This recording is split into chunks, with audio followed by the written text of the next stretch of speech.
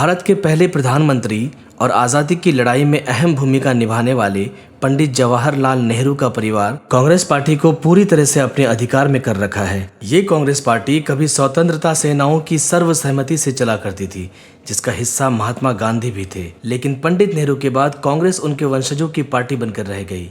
लेकिन हम इन बातों से हटकर आज बात करेंगे, नेहरू परिवार के वंशज क्यों गांधी का उपनाम लिए घूमते हैं। क्या हमारे देश के राष्ट्रपिता महात्मा गांधी से उनका कोई पारिवारिक रिश्ता रहा है? आज के सियासी वृत्तांत में हम आपको बताएंगे क्यों राहुल गांधी के नाम में गांधी लगा हुआ है, कैसे नेहरू परिवार गांधी परिवार में तब्दील हो गई।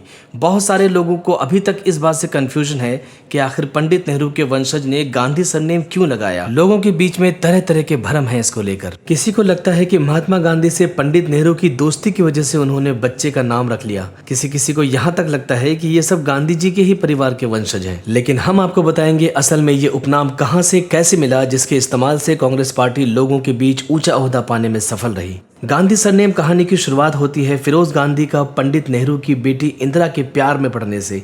फिरोज गांधी का जन्म पारसी परिवार में हुआ था। उनका पूरा नाम फिरोज जहांगीर गांधी था। महात्मा गांधी को अपना आदर्श मानने वाले फिरोज उनसे बहुत प्रभावित थे।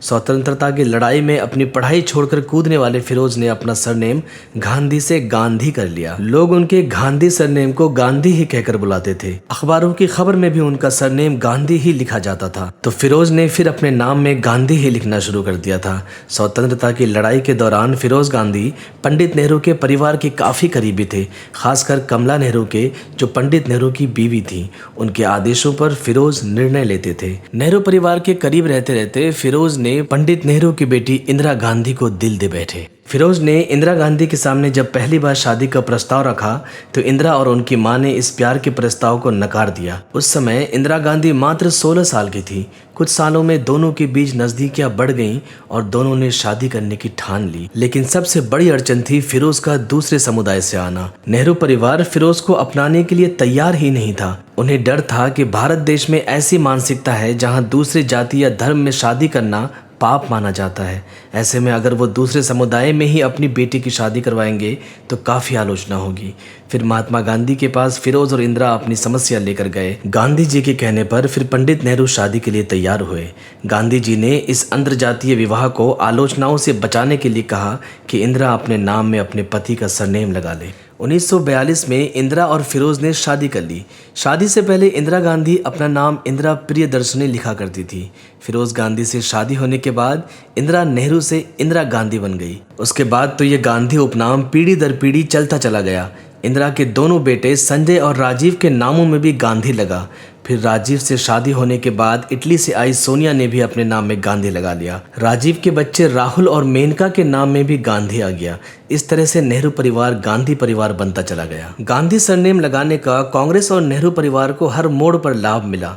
महात्मा गांधी जो हमारे राष्ट्रपिता हैं, उनके सम्मान के बराबर तो शायद ही कोई हो सकता है। और उनके सरनेम का इस्तेमाल करने से लोगों के मन में कांग्रेस के लिए नरम भाव रहा। लेकिन आज के समय में जहां कांग्रेस की नाव डूबती नजर आ रही है, उसके नए चालक राहुल गांधी को विपक्ष अक्सर तंज कसती हुई नजर आती है। महात्मा गांधी के 74वें पुण्यतिथि पर राज्यसभा सांसद राकेश सिन्हा राहुल गांधी के सरनेम से गांधी हटाकर नेहरू लगाने की सलाह दे दी। राकेश ने कहा, नाथूराम गॉडसे ने गांधी की हत्या की, लेकिन नेहरू गांधी परिवार और उनके सोचों और विचारों की हत्या कर रही है। राहुल गांधी को अपने नाम से गांधी हटाकर नेहरू लगा लेना चाहिए। दोस्तों, आपके लिए ये स्टोरी लिखी थी हमारे साथी फराज जमान ने। और अगर आप ये वीडियो यूट्यूब पर देख रहे हैं तो हमारे चैनल को सब्सक्राइब करना ना भूलें। और अगर आप ये वीडियो फेसबुक पर देख रहे हैं तो हमारे पेज को लाइक करते चलें, जिससे जब भी हम कोई नई वीडियो लेकर आए तो आपको पता चल जाया करे। आज के लिए इतना ही। कल फिर मिलते हैं किसी नए किस्से के साथ। तब तक के लिए नमस्कार।